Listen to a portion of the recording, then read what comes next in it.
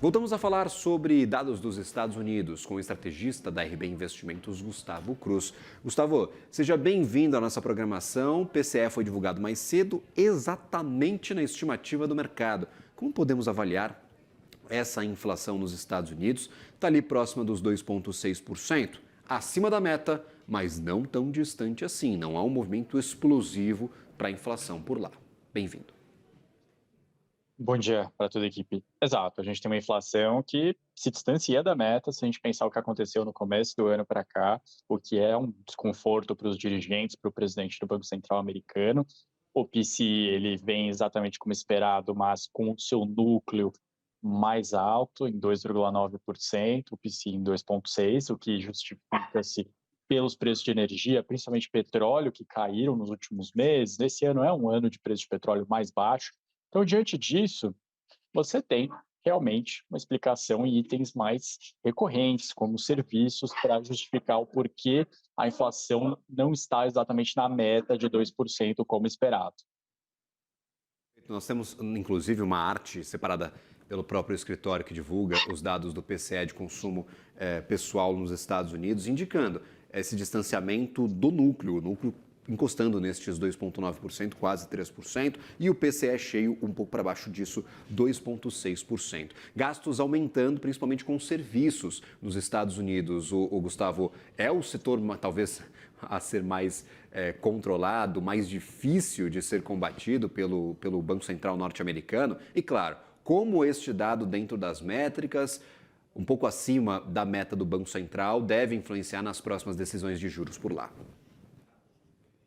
É sim, os serviços sempre demoram um pouco mais para reduzirem, para irem para patamares mais controlados, não só nos Estados Unidos, aqui no Brasil a gente sofre do mesmo problema quando a gente tem inflação de serviço mais alta, a gente vê precificações na curva de juros se distanciando, ficando em patamares mais elevados. Isso acontece nos Estados Unidos também.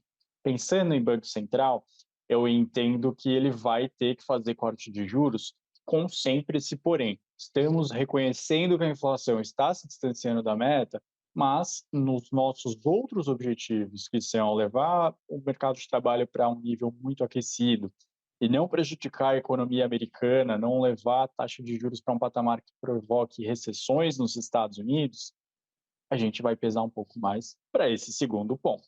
Então, por isso, os banqueiros centrais eles têm falado que estão um pouco mais preocupados com o mercado de trabalho americano.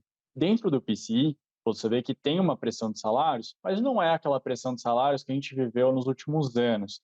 O ano passava-se de 5% de crescimento de salários, agora é muito menor que 4%, o que já é um nível considerado pelo menos confortável pelos dirigentes do Fed. Então, diante disso, a gente vê corretamente uma precificação de quase 90% do mercado financeiro para corte de juros ainda em setembro, algo que a gente teve falado do Christopher Waller, que é um dirigente do Fed, confirmando, dizendo que ele vai votar por 0,25 de corte, pensa até em mais cortes, e aí sim uma dúvida para o mercado financeiro. Será que ainda dá tempo de fazer mais cortes em 2025 ou é só setembro? Inclusive, eu estou dando uma olhada aqui nos dados do mês de julho. Temos, por exemplo, os bens com uma pequena alta neste último mês comparado ao ano passado, com 0,5%. Os bens duráveis com 1,1% de alta. E aí os serviços vêm logo em seguida, aqui com 3,6% de alta em relação ao ano passado.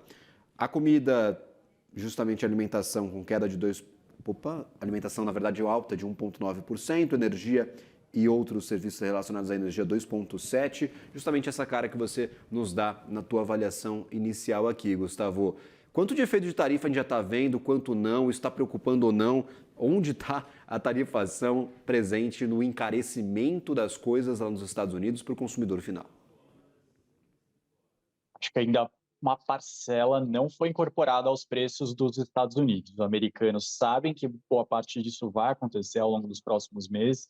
Os dirigentes do Banco Central americano incorporam isso nas suas expectativas, mas muitos preços não foram incorporados, como a gente viu nos próprios balanços das empresas, seja de automóveis, seja de varejo, muitas delas considerando que vão ter que passar um aumento de preços adiante, que isso vai prejudicar um pouco sua projeção de receita, aumentar um pouco os seus custos.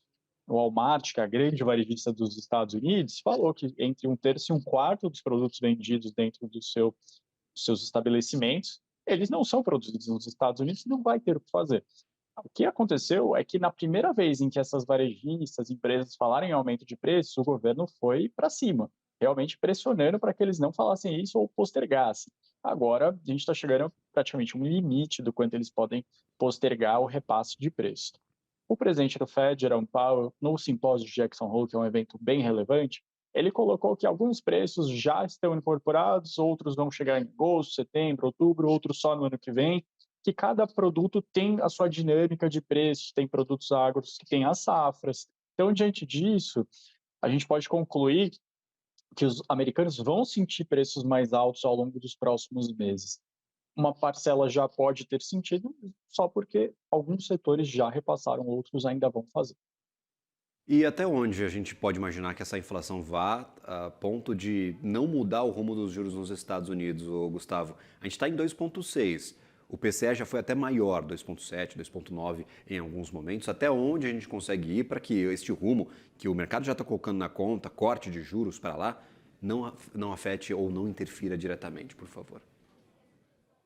Eu acredito que se você tiver uma inflação se distanciando muito de 3%, chegando mais perto de 4%, vai ser bem desconfortável para o Banco Central americano, que está com 4,5% de juros e vai reduzir para perto de 4%, falar que pode continuar a reduzir taxa de juros com essa inflação crescente. Se ela ficar mais ou menos em torno de 3%, é um patamar que eu acho que eles conseguem trabalhar. Nos últimos anos, o ponto sempre era colocado como crescimento de salários. Se os crescimentos de salários continuarem em patamares muito elevados, o Banco Central não poderia mexer na taxa de juros, porque isso significaria que os outros itens da inflação subiriam de forma muito acentuada ao longo dos próximos meses. Agora não é o problema. A gente continua vendo um tema que o Powell não conseguiu resolver nos seus 8 anos de mandato, que são os preços de moradia muito elevados, e isso não envolve só o Banco Central, mas não vai conseguir resolver até o final desse mandato.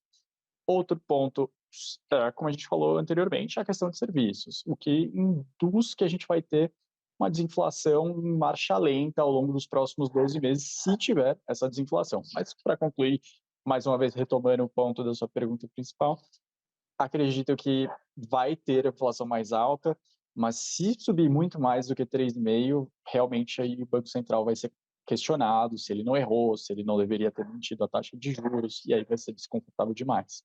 Perfeito. Lembrando, dado do PCE de hoje, 2,6% para o dado cheio, 2,9% para o núcleo, e este aumento de renda pessoal lá nos Estados Unidos de 0,4%. Gustavo manda essa avaliação. Teve pressão de salários, mas teve uma pressão menor do que meses anteriores.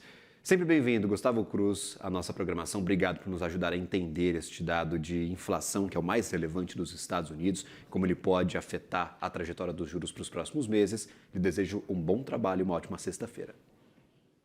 Tchau, tchau, Gabriel. Tchau, equipe. Um bom Agradecido. final de semana para todos. Maravilha, obrigado.